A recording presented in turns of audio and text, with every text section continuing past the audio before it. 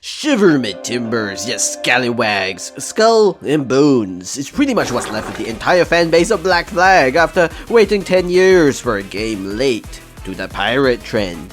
And surprisingly enough, Skull and Bones doesn't look as outdated as I expected, but no matter how many coats of paint you put on me ship, it just cannot recapture the magic of Black Flag. And to save you the enjoyment of the first Quadruple A game, my experience of the beta is all you get, because I'm not playing it again. Which is likely reflective of the actual game, because the actual game got released about 5 days later, taking all of the cool exploration on foot and physical fighting on board the ship, as with Black Flag, and leaving you with nothing but the ship combat.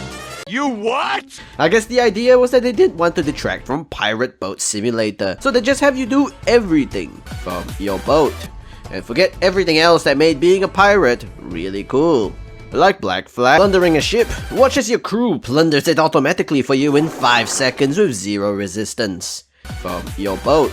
Plundering islands would be the most fun part of the game, if only the NPCs weren't doing it for you while you sail around and shoot ships in a given area, like you do for about 90% of the rest of the game from your boat. You have the Force, which you then use to cut down a tree from your boat. Truly a Quadruple A experience from your boat. The story deserves to be tossed into Davy Jones's locker from your boat, because Ubisoft plundering your wallet with microtransactions in a $69.99 US game is more entertaining than the plot.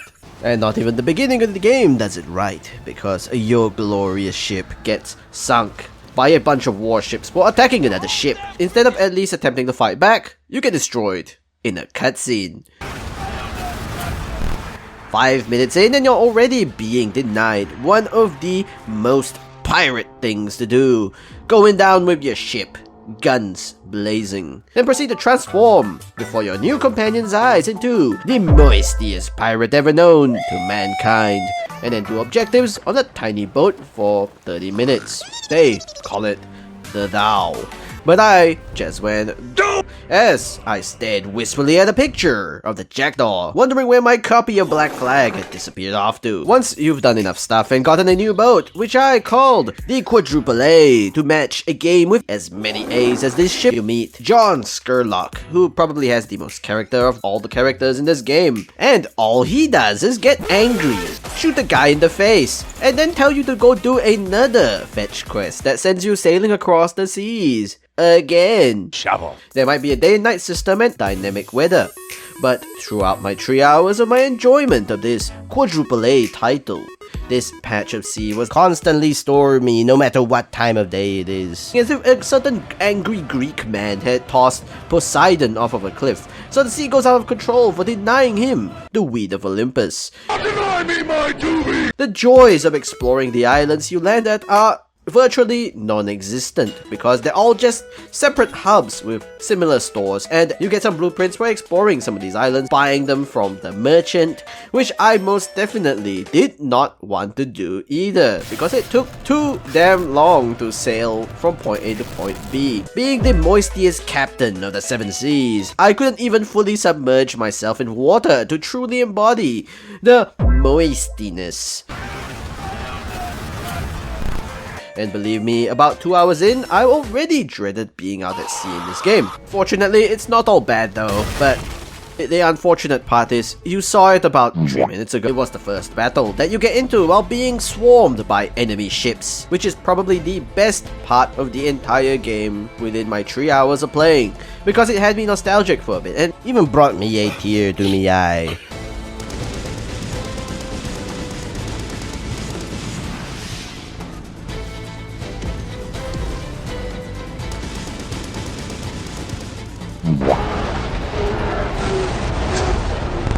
The other best part? Getting dripped out beyond your booty with the coins to the point you don't even have enough to upgrade your ship. But it doesn't matter, because the less upgrades you do, the less sailing you have to do to find those damn blueprints scattered across the map. And then they're gonna charge you silver to fast travel every single time.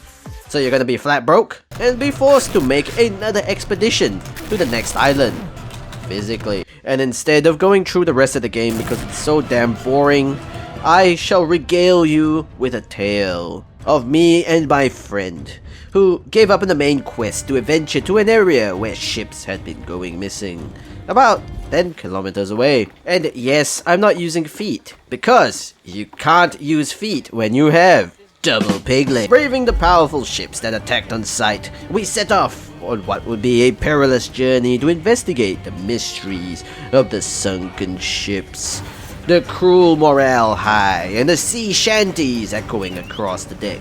We sailed through the stormy patch that Poseidon himself had fallen into. But a journey this long wasn't an adventure without danger, because a ship armed beyond my means began to fire at us unprovoked. Underpowered because of all the upgrades I couldn't afford to obtain clothing befitting my moistiest captain status, my ship was lost. But even in death, you have your ways, and with the last of my doubloons, I paid the boatman's fee to return a short distance away to pick up my stuff and continue on. As our two ships approached the area where the ships were lost, the weather cleared.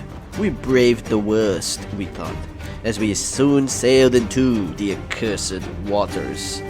The storm picked up once more, and as we both sailed around, searching for clues for 10 minutes, nothing happened. You might be curious about the boss. Turns out it was a bug, and you have to restart your game in order to spawn the boss. Truly quadruple A quality. 5 days before launch. Great work, Ubisoft. Disappointed for the last time. We set course for home to the Ubisoft page to uninstall this game. No, I'm not crying.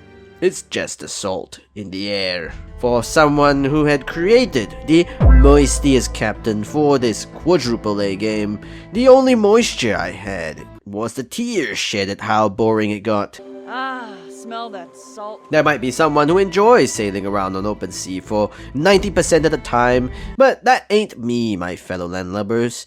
If this is the pinnacle of pirate gaming, I'd rather stay on land. All we had to do was follow the damn train. This verdict is a measly 5 out of 10.